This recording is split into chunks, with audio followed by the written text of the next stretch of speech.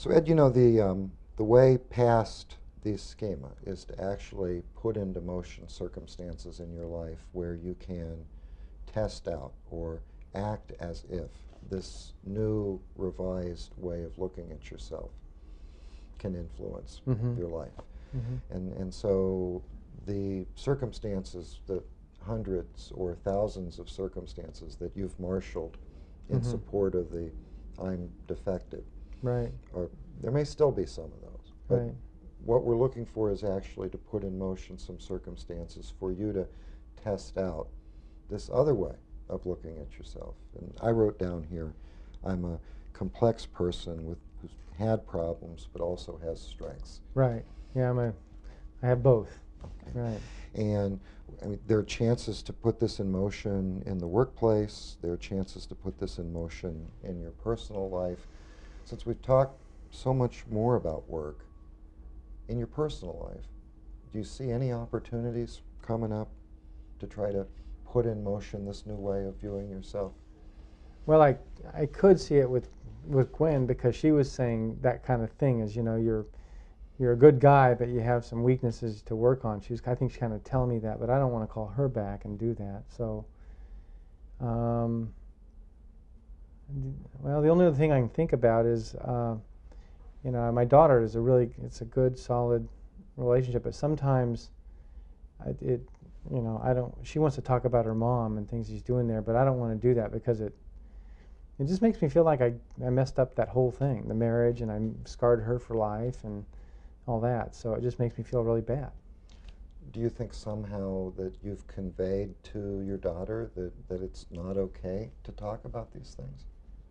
Yeah, I've never said it that way, but I know that she'll say, Mom and I went somewhere, and I go, oh, that's nice. Well, let's talk about school. Mm-hmm. You know, I don't know. Yeah, when she starts talking about that with her mom, I just get that defective thing comes up real big. And so a complex but successfully coping guy with strengths would be able to talk more intimately with his daughter about his ex-wife, her mother. Yeah, I think if I could do that, it'd make me feel a little less bad about myself because think I'm hurting her when I do that. When will you have an opportunity to try this out? Well, Thursday's out, and what is it? Well, Saturday afternoon, I guess I could ask her if she'd want to go to the races. She and we've gone to the races before, and we really like that.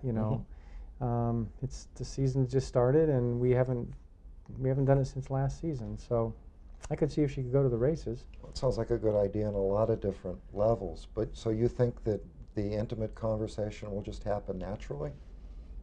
No, what'll happen naturally is I'll buy a beer and we'll do our racing forms and we'll talk about things, and if she brings up anything about her mom, I'll kind of move on. Okay, so the bringing up the mom could give you an opportunity.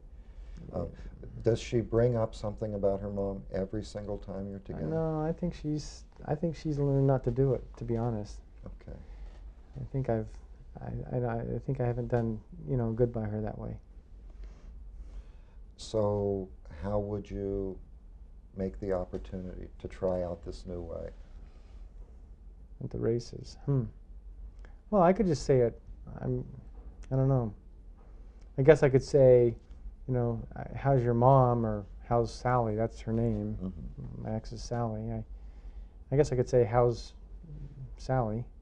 Mm-hmm. Or I guess, how's your mom would sound better. Okay.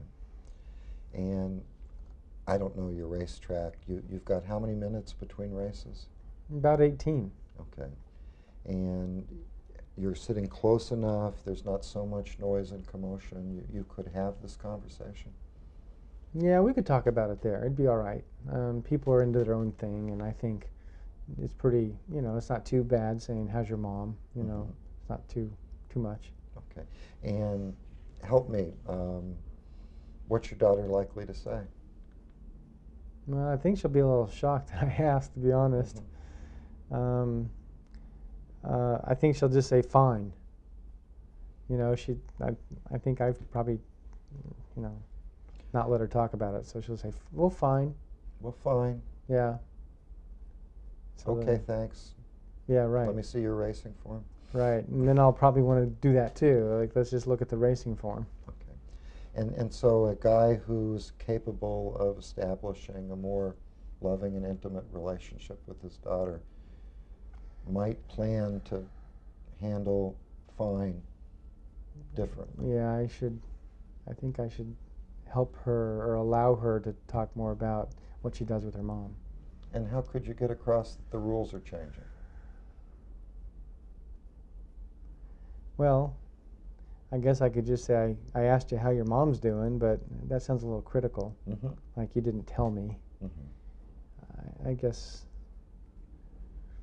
well, if I'm really being a good dad, I guess I could say, well, how's your mom doing? And when she says fine, Mm-hmm. I could say, look, I know you got the racing form out, and it's probably my fault that you don't talk about your mom Mm-hmm. around me, because I don't want to. Sometimes it's hard for me to do it because it makes me feel bad.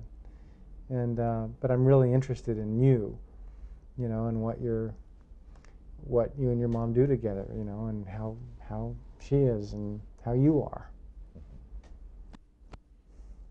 How's that feel? Well, it feels two ways. It feels like I'd be more with my daughter and some things that are important to her, Mm-hmm. but it's I don't know. Yeah, it's a little, I don't know, frightening is not right, but it makes me feel, it brings up that failure thing with Sally. Mm-hmm. So it's a little risky, to be honest, but I think it's the right thing to do. Okay.